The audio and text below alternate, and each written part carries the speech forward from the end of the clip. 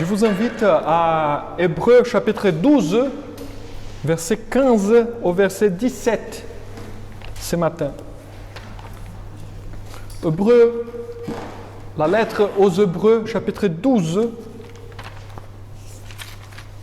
verset 15 au verset 17.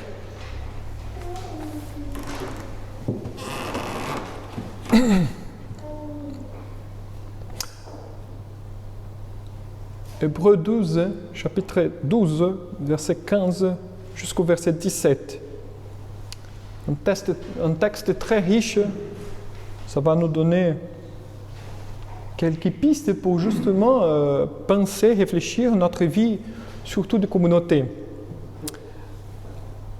Le texte dit « Veillez à ce que nul ne se prive de la grâce de Dieu, à ce qu'aucune racine d'amertume poussant des rejetons ne produise du trouble, et que plusieurs n'en soient infectés, à ce qu'il n'est ni impudique ni profane comme Ésaü, qui pour un mets vendit son droit d'aînesse.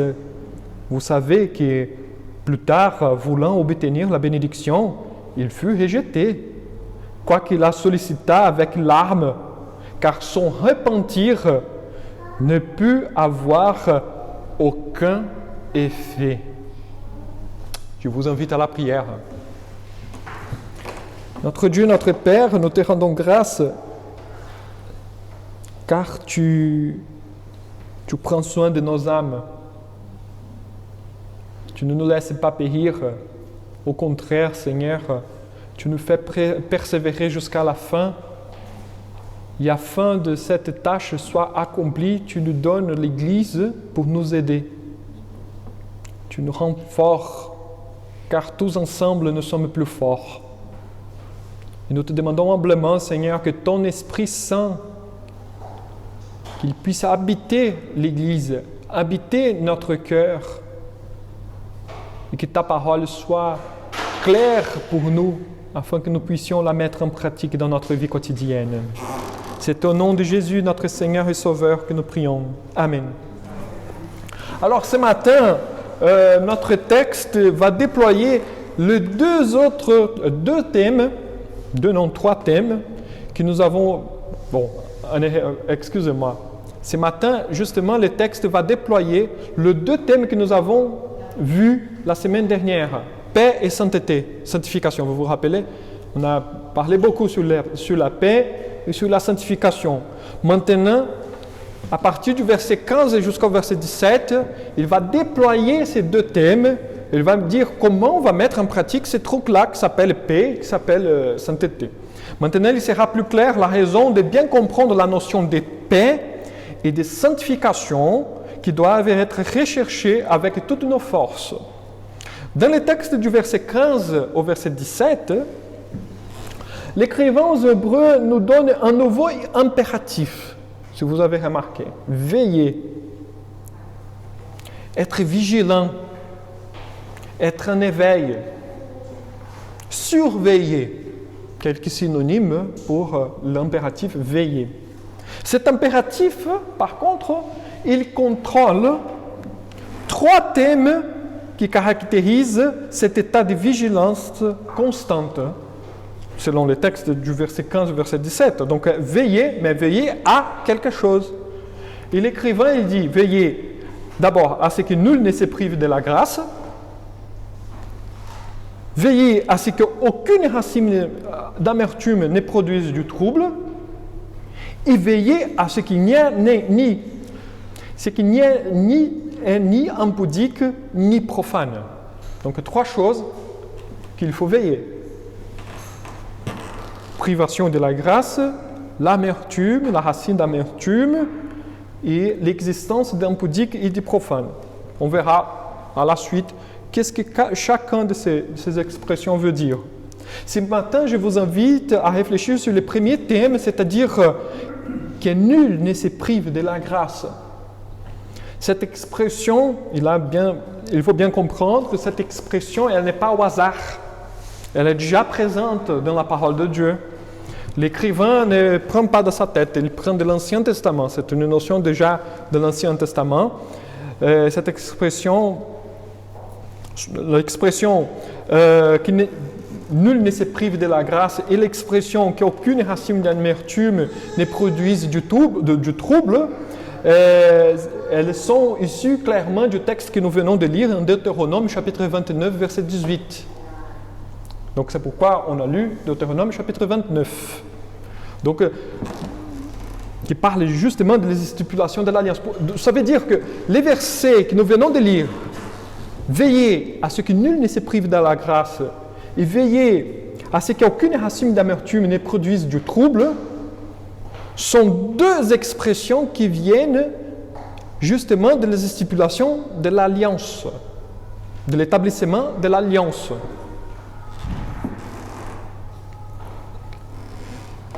Par la célébration de l'alliance par Moïse, Dieu montre qu'il est le vrai Dieu et que les autres dieux sont faux. Là est le but de la loi de Moïse. Montrer exactement cela. Qu'est-ce que c'est notre Dieu et qu'est-ce que sont les autres dieux? De cette manière, les stipulations de l'alliance soulignent le fait que les partisans de l'alliance devraient vivre selon les lois que Dieu venait de donner au lieu de suivre les stipulations des autres dieux. C'est ça. Par l'alliance faite à travers Moïse, Dieu est en train de montrer un grand péril. Une menace qui existe toujours dans la vie de l'être humain. Un problème compliqué à résoudre. Par l'alliance, par l'établissement de l'alliance, en Deutéronome chapitre 29, Dieu dit, vous serez toujours menacés par un péril, il faut faire attention. Le péril s'appelle idolâtrie. Idolâtrie. Ainsi, afin de bien saisir la signification pour nous, aujourd'hui, des expressions de ce texte d'Hébreu, nous devons comprendre comment on appelle à faire attention à l'idolâtrie, qui est la profanation la plus souvent commise. Donc, je voudrais vous dire, on pense péché, on pense nature, quelque chose de moral, une faute morale.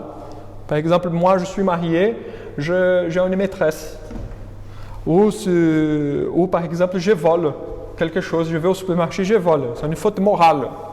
On pense que normalement, ça c'est péché. Et non. Les péchés les plus commis par l'humanité entière, par toutes les personnes, c'est l'idolâtrie. L'idolâtrie. Nous sommes des idolâtres par nature. Par nature, nous sommes des idolâtres.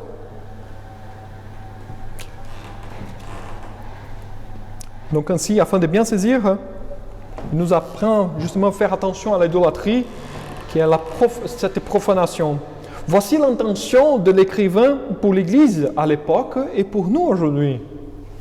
Donc nous verrons que pour vivre la foi chrétienne dans un monde pervers, ce n'est pas quelque chose de simplement individuel, mais aussi communautaire. Car l'idolâtrie peut entretenir des dégâts individuels comme des dégâts communautaires. Et l'idolâtrie est la grande menace que nous avons tous les jours. Donc, les textes de Hébreux chapitre 12, versets 15 et 17, mes frères et sœurs, il doit être compris dans le cadre de l'alliance. C'est juridiquement qu'il est en train de parler ici. Racine d'amertume, ce n'est pas simplement, par exemple, on peut penser, c'est un mauvais sentiment. Non.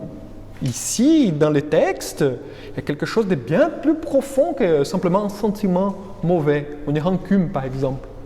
Ça fait partie, mais ce n'est pas tout.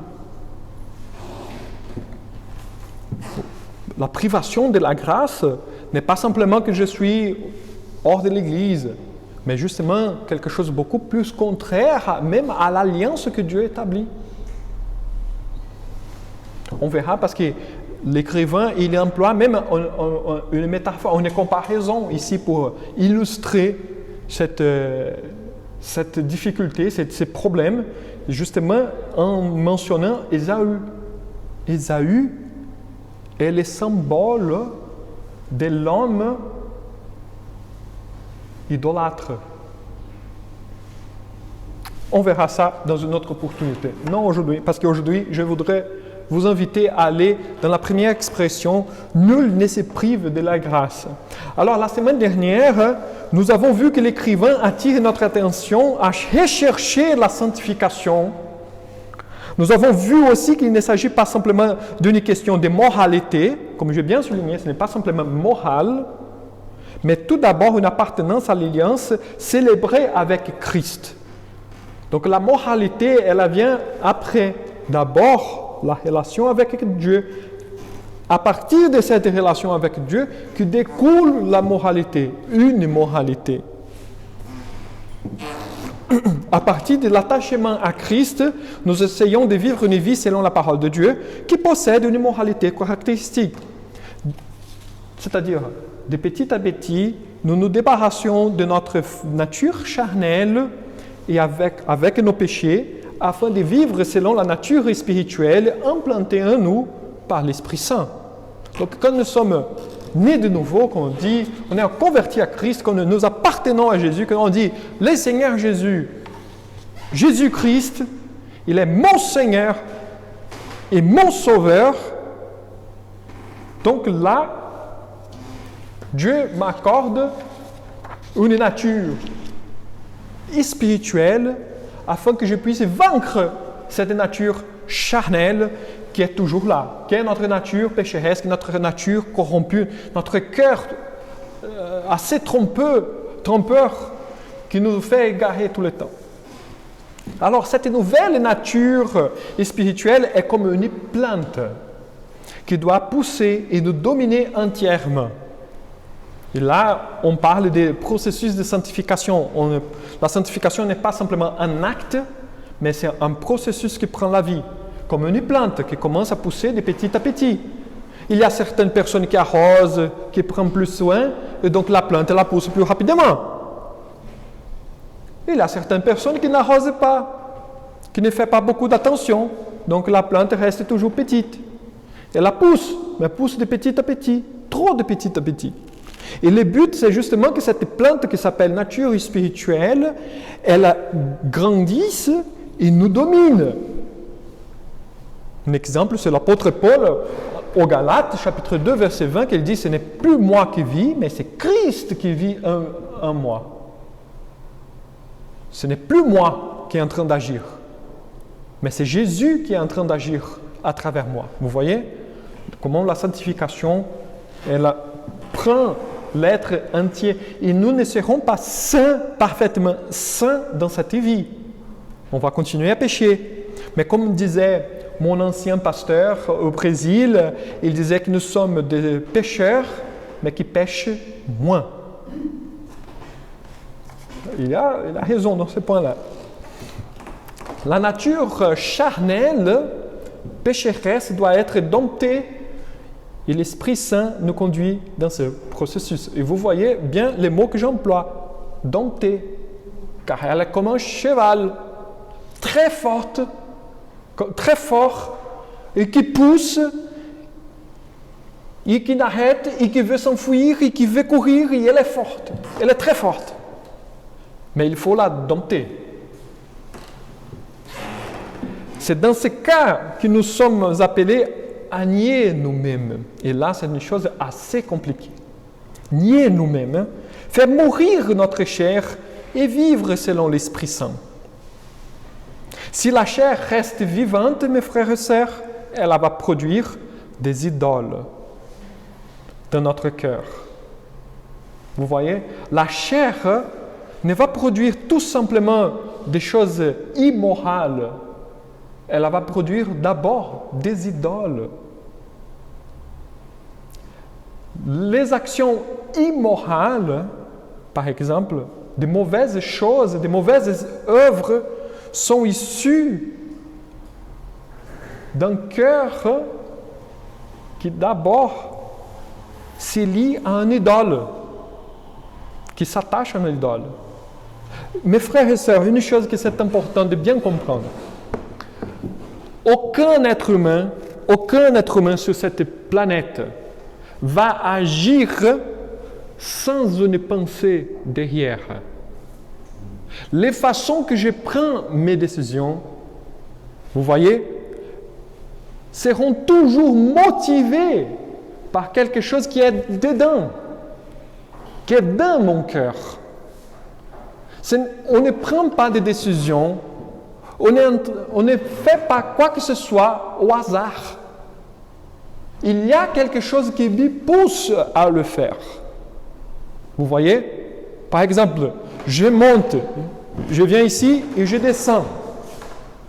Je suis motivé par quelque chose dans ma pensée pour descendre. Mon but est de montrer pour ceux qui sont en train de m'écouter que je fais quelque chose toujours intentionnellement. Vous voyez? Donc,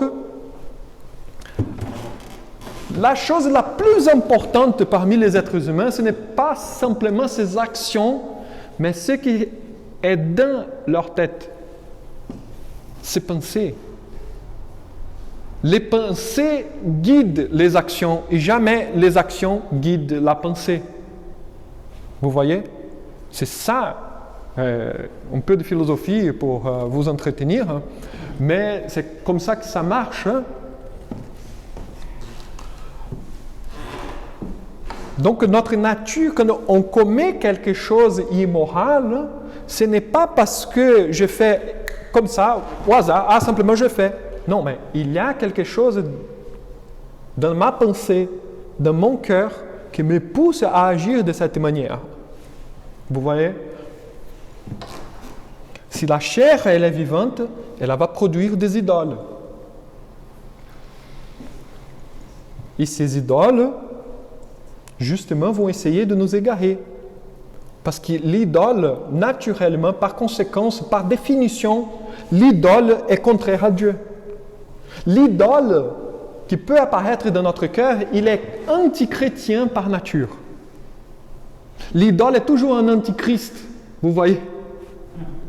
On parle beaucoup de antichrist. On dit, l'antichrist va venir, des trucs comme ça. Dans notre cœur, il y a toujours la tendance d'avoir un antichrist. Vous voyez comment la chose elle est compliquée? Le cœur, elle a la dimension la plus importante et la plus profonde de l'être humain. Le cœur. Parce que là va s'asseoir l'idole. Et vous savez quel est le plus grand problème de cela encore, parce que ce n'est pas fini. Vous notez, vous avez déjà remarqué que la chose est déjà bien compliquée, mais je peux ajouter une autre chose pour compliquer encore.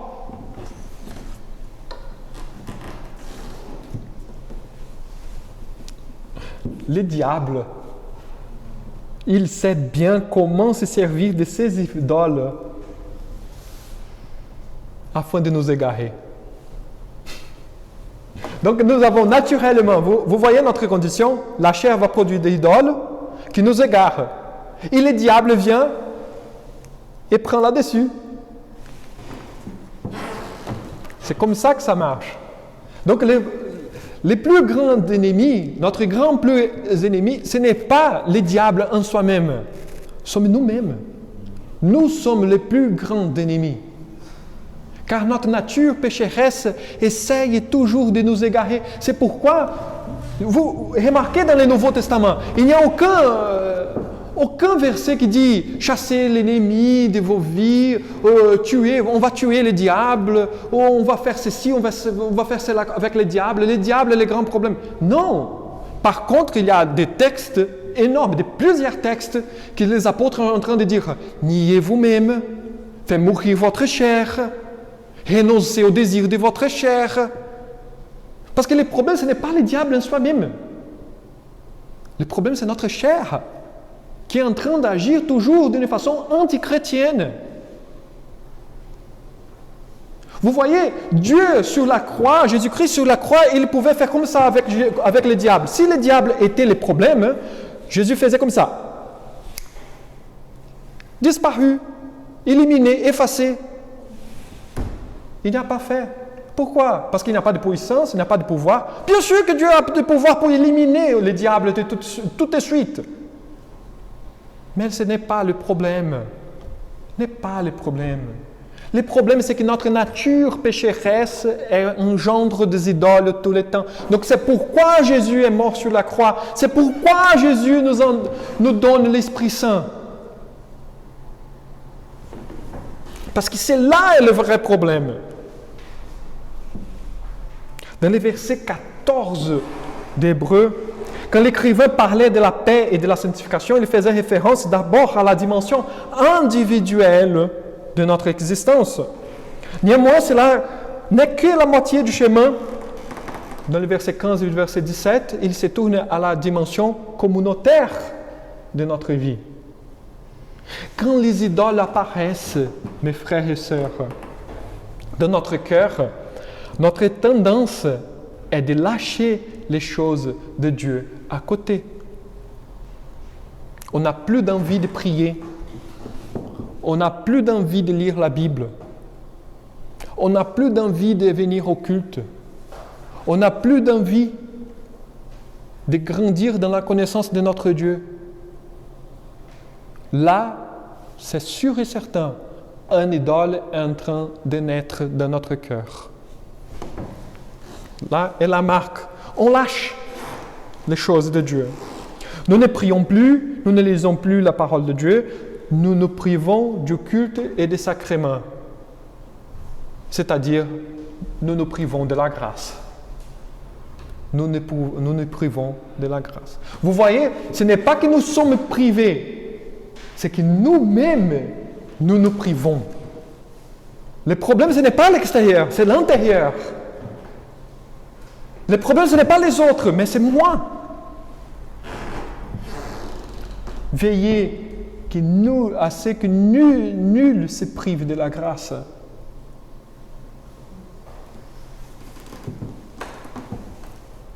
Et là, vous commencez à voir, parce que les commandements, ce n'est pas pour la personne elle-même, mais pour la communauté. En conséquence, nous devenons affaiblis, parce que si nous nous privons de la grâce, nous sommes affaiblis. Et une victime parfaite aux ruses du malin qui vient chuchoter à nos oreilles ses mensonges. Et là, on va commencer à justement tisser dans notre cœur un récit, un discours pour légitimer nos actions. Je me prive de la grâce parce que j'en ai marre, parce que ça m'est arrivé ça, ou parce qu'il y a certaines personnes que je n'aime pas de l'Église. L'Église, plusieurs personnes sont des hypocrites. Combien de fois nous avons déjà entendu ce sorte d'excuses? Moi-même, j'ai déjà dit, l'Église sont des hypocrites. Je ne sais pas pourquoi je suis là encore. Vous voyez? Je me prive de la grâce. Le problème, ce n'est pas l'autrui, c'est moi.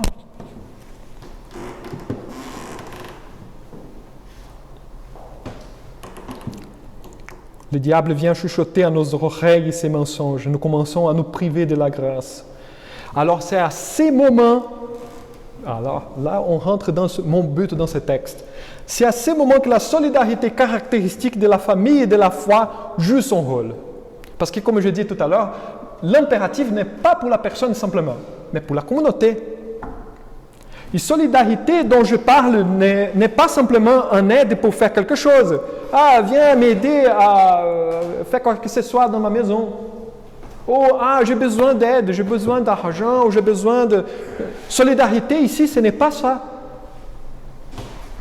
Mais justement un appui pour que l'on persévère dans le chemin du Christ. Solidarité de l'Église n'est pas simplement faire du bien. Oui, il y a ce côté-là. On va aider les gens qui sont malheureux de la vie. Pas de souci, on est parti. Mais la solidarité, la vraie solidarité de l'Église, se donne quand la communauté s'occupe les uns les autres. Quand je vois que quelqu'un est en train de s'égarer, et je dis, mes frères, mon frère, ma sœur, ce n'est pas le bon chemin. Non pour faire des jugements. Et c'est là, il faut être bien compris. Ce n'est pas pour faire des jugements ou pour dire que je suis plus spirituel que l'autrui. Ce n'est pas le but. Le but est justement que je suis en train d'aider quelqu'un qui est en train de se priver de la grâce. Et s'il se prive de la grâce, il pêche. Et s'il pêche, il souffre.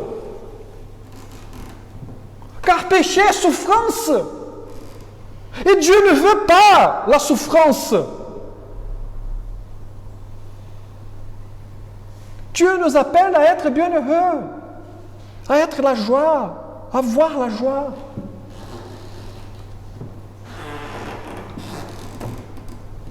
Cette solidarité est issue des dons de la paix et de la sainteté accordés par Dieu à l'Église.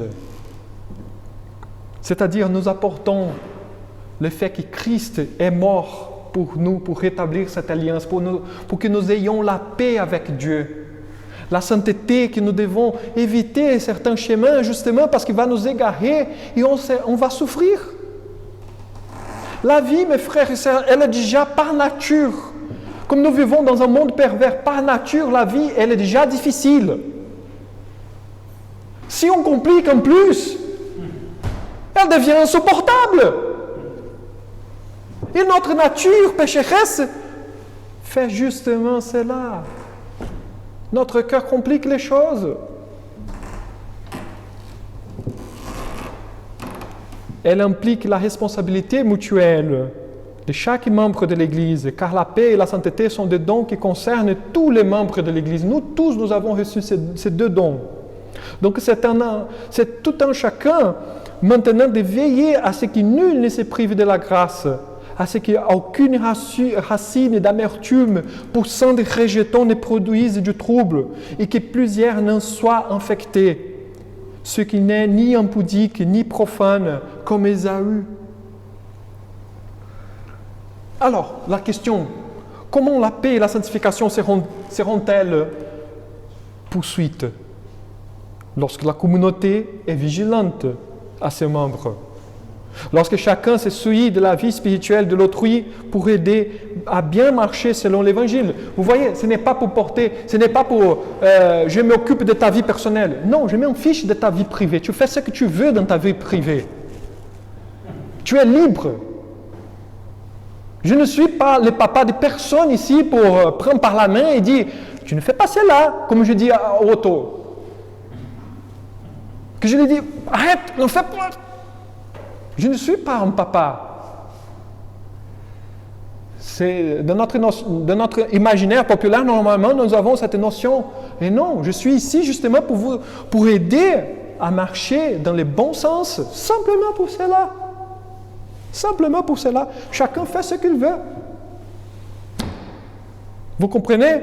Le but de chacun de nous, c'est simplement de montrer les chemins. Pas surveiller la vie privée. Mon but ici, en tant que pasteur, c'est d'exposer la Bible.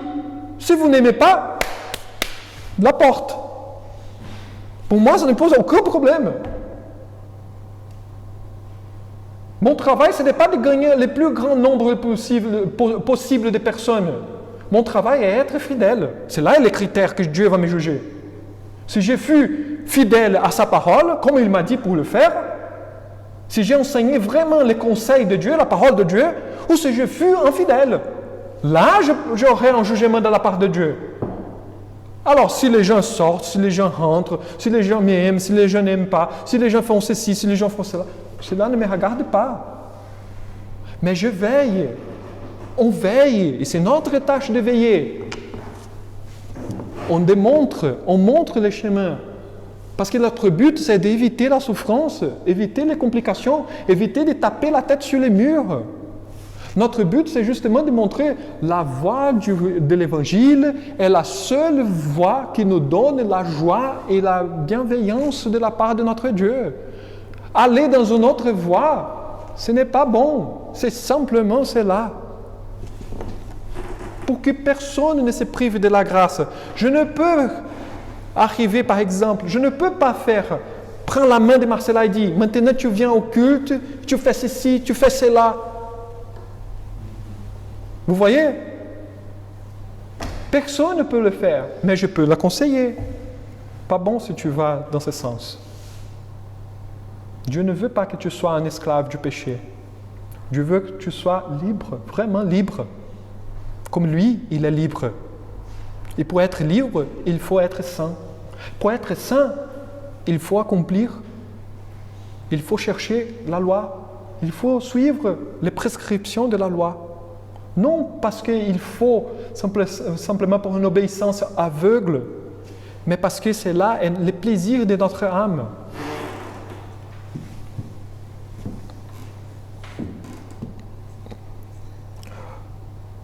Lorsque chacun se soucie de la vie spirituelle de l'autrui pour aider à bien marcher selon l'Évangile, lorsque chacun essaye d'édifier l'autrui par la parole de Dieu, lorsque chacun se soucie par rapport à la démarche de sainteté, lorsque chacun se soucie au niveau de la connaissance de Dieu, etc., ainsi on mettra en place la paix et la sanctification que Dieu nous avait donnée par Jésus-Christ. Là, nous sommes en train de veiller pour notre communauté, et notre communauté est en train de devenir plus forte. De cette manière, on empêche que les personnes soient privées de la grâce. On empêche que les gens soient privés de la grâce. Parce que les gens n'ont pas besoin de moi, les gens n'ont pas besoin de nous, les gens n'ont pas besoin de conseils, les gens n'ont pas besoin d'exemples, les gens n'ont pas besoin de quoi que ce soit. Les gens ont besoin de Christ, mes frères et sœurs. La seule chose que tous les êtres humains ont besoin, c'est Jésus-Christ seul. Donc notre tâche en tant que communauté, doit être toujours celle de Jean-Baptiste. Voici l'agneau de Dieu. Voici l'agneau. Nous sommes comme des plaques, des plaques sur la route qui disent c'est les chemins. C'est les chemins là. Non moi. Nous sommes dans l'époque, par exemple, des réseaux sociaux, des réseaux sociaux, que nous avons des followers, des gens qui suivent. Je ne veux aucune personne qui me suit. Je ne veux aucune personne. Je veux que les gens suivent Jésus. C'est lui.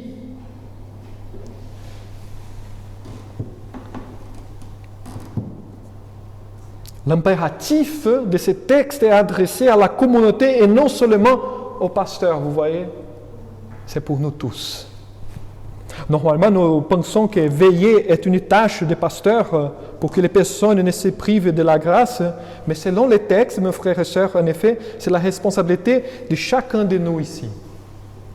Nous sommes tous des responsables pour aider les uns les autres à marcher dans la foi, car la communauté entière est menacée tout le temps. On est menacé tout le temps. Ne pensez pas que nous avons la paix. Ne pensez pas. Nous avons la paix avec Christ. Nous avons la paix parmi nous. Mais l'Église n'est jamais en paix. N'est jamais en paix. Mais quel péril! Par quelle menace? L'idolâtrie. L'idolâtrie. Nous veillons les uns les autres afin que les péchés ne dominent aucune personne. L'idolâtrie est justement cette tendance naturelle et charnelle de relativiser la place divine dans notre vie, dans notre cœur. Au lieu de faire confiance à Dieu pleinement, nous préférons vivre selon nos efforts et à chercher ailleurs la réponse pour nos problèmes. Nous avons du mal, mes frères et sœurs, de faire confiance à Dieu pleinement. C'est là ce qui divise toutes les religions. C'est ces points-là qui divisent toutes les religions, qui divisent même parmi les chrétiens. Même l'évangile que nous sommes en train de vivre. Donner gloire à Dieu ou donner gloire à moi? Hein? Parce que nous pouvons vivre des évangiles qui donnent gloire à moi, qui est centré sur moi. Les pires des évangiles, je vais vous raconter. Les pires, les plus difficiles, est l'évangile de la grâce.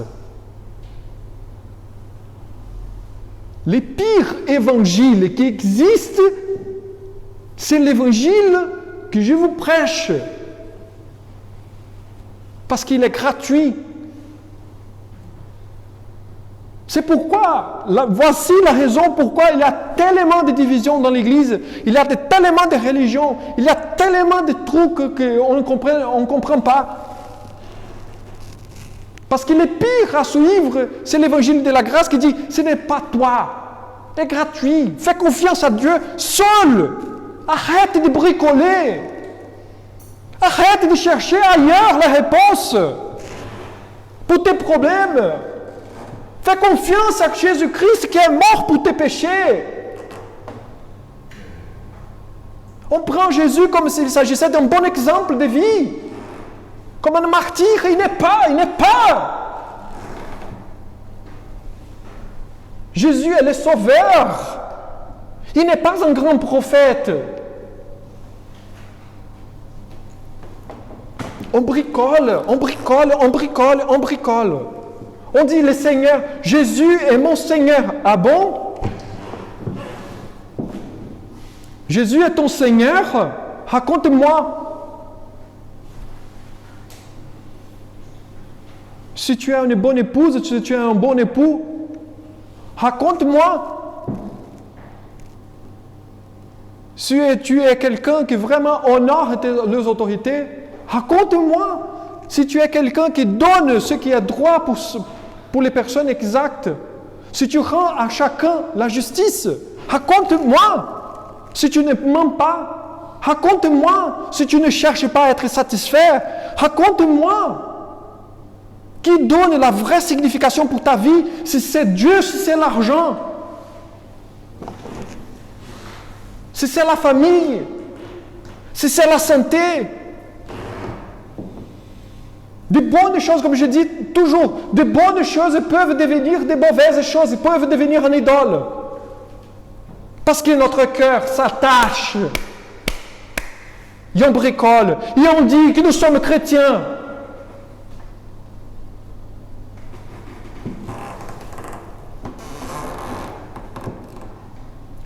C'est ainsi qu'il est né l'idolâtrie dans notre cœur.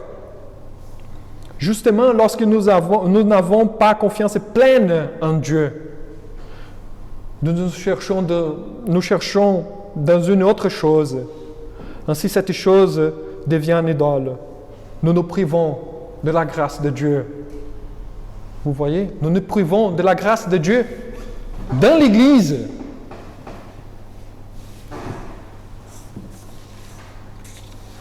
Idolâtrie, mes frères et sœurs, n'est pas simplement adorer un faux Dieu.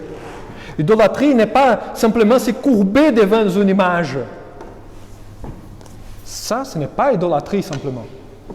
Y compris, mais ce n'est pas l'idolâtrie vraiment. Mais déposer notre foi sur quelque autre chose qui n'est pas Dieu, aimer quelque autre chose plus que Dieu, et avoir une espérance dans une autre chose qui est en Dieu, ça, c'est l'idolâtrie. Dites-moi, qui contrôle vos vies? On dit, le Seigneur Jésus est mon sauveur. Ah oui, il m'a pardonné de mes péchés. Mais il est le Seigneur de ma vie. Il est le critère selon lesquels je prends mes décisions. N'importe quelle chose dans notre vie peut devenir une idole. Et toujours, cette idole sert à nous-mêmes. C'est là est le problème. Parce que l'idole sert pour notre satisfaction personnelle. Mon plaisir, il est où? Dans une rencontre de famille ou dans le Seigneur? Notre plaisir, il est où? Dans un enfant qui nous vient de naître ou en Dieu seul? Moi-même, je vous raconte une expérience personnelle qui n'est pas la règle. Mais moi-même, je prie tous les jours. Tous les jours. Ça fait 2 ans que je prie tous les jours. Seigneur, merci pour cet enfant que tu m'as donné. Mais il ne m'appartient pas. Il t'appartient d'abord. Merci pour Otto. Mais il ne m'appartient pas. Il t'appartient. Parce qu'il peut devenir un idole pour moi. Vous voyez? C'est pourquoi nous devons être vigilants d'abord à nous-mêmes, pour regarder toujours dans notre cœur, qu'est-ce qui nous motive, qu'est-ce qui me motive à faire telle autre chose. Et nous devons aider les uns les autres justement pour que nous nous rendons compte, parce que l'idole va nous aveugler. On va être dupé par l'idole. À la fin, c'est moi-même qui veux être satisfait par quelque chose qui ne m'appartient pas. Au début, l'idole, normalement, nous donne une satisfaction, un plaisir, mais c'est éphémère. Il n'y a que la grâce de Dieu qui peut nous satisfaire intégralement. Vous voyez? Ma culture peut devenir une idole, ma tradition peut devenir une idole. Peu importe. De bonnes choses deviennent une idole. Et une idole, par nature, je vous dis, est antichrétien. C'est pourquoi l'évangile de la grâce est le pire qui existe, le plus difficile, parce qu'il dit, débarrasse des choses qui sont dans ton cœur. Débarrasse. Nous voulons être reconnus. Nous avons du mal à nier nous-mêmes. Nous avons du mal à servir Dieu au lieu de servir nous-mêmes. Nous faisons même des bricolages avec Dieu. Et c'est ça que j'aime bien. J'adore ça. Parce que c'est toujours comme ça. On aime, on est bien, nous sommes des bons bricoleurs. On fait des bricolages avec Dieu. Nous acceptons servir Dieu. Dès que nous puissions servir nous-mêmes aussi. Vous voyez? Dieu demande exclusivité, mes frères et sœurs. C'est pour ça que la parole de Dieu dit, notre Dieu est un Dieu jaloux. Dieu demande exclusivité. Vous voyez? Notre société, on dit que notre société n'aime pas la religion. Bien sûr que notre société aime bien la religion. Dès que tu ne dis pas qu'il n'y a qu'un seul Dieu qui donne le salut. Et par grâce, pas par les efforts. Parce qu'on veut mériter, on veut être reconnu, on une pointe de gloire pour nous aussi. Vous avez déjà écouté des gens qui prêchent, il faut que tu choisisses Jésus. Ce n'est pas toi qui choisis Jésus, c'est Jésus que tu t'es choisi. Tu penses que tu es qui pour prendre une telle décision? Arrête! On veut une pointe, toujours de gloire. Moi, j'ai cru au Seigneur Jésus. Moi, j'ai pris la décision de le suivre. Moi, sans arrêt, moi, mon idole. Et voilà pourquoi nous sommes tiraillés, mes frères et sœurs, entre nous-mêmes et Dieu. Et lorsque nous nous rendons compte que nous sommes dans cette tension, nous sommes attristés, nous sommes découragés, nous sommes vexés, nous sommes rebelles, nous sommes irrités, nous sommes déprimés, nous sommes frustrés, etc. Pourquoi? Parce que nous ne voulons pas reconnaître que Dieu est souverain. Parce que s'il est souverain, moi, je n'ai aucune puissance. Je n'ai aucun pouvoir. Et je veux avoir le pouvoir. J'aime le pouvoir. J'aime la puissance. J'aime cela. Mon cœur, il se satisfait dans la puissance. Nous voulons un Dieu souverain à notre manière. Non le Dieu qui se révèle dans la parole. Vous voyez, je vous donne un exemple, par exemple, que nous bricolons. Normalement, on bricole dans ce sens-là, un Dieu pour nous. Nous voulons un Dieu souverain à notre manière. Nous forgeons dans notre cœur un Dieu selon nos attentes, nos conveniences, nos désirs, nos sentiments, nos raisonnements, nos caprices. Nous forgeons un Dieu pour nous, non le Dieu de la parole. Vous avez déjà remarqué que quand nous lisons certains passages de la Bible, on voit, non mais, Dieu est comme ça? Ça alors, je pensais toujours que Dieu est amour.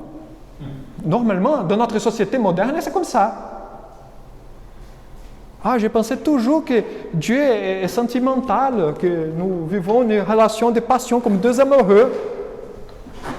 Non, c'est là du romantisme, c'est là le siècle XVIII, le siècle XVIII, le XVIIIe siècle, le XIXe siècle. C'est là le romantisme qui est perdu jusqu'à maintenant.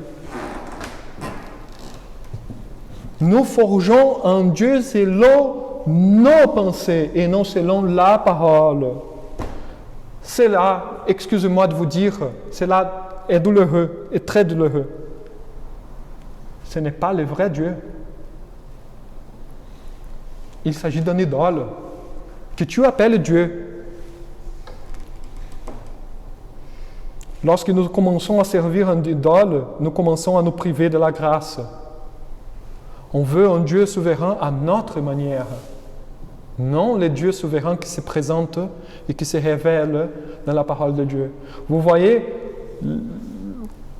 comment l'idolâtrie, elle est perfide. Elle touche tous les domaines de ma vie, de notre vie. Tous les domaines, tout. Il reste rien.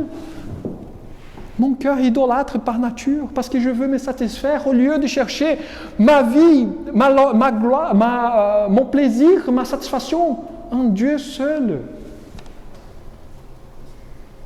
Le psaume 1 est comme ça. Bienheureux est celui qui ne s'associe pas avec les moqueurs.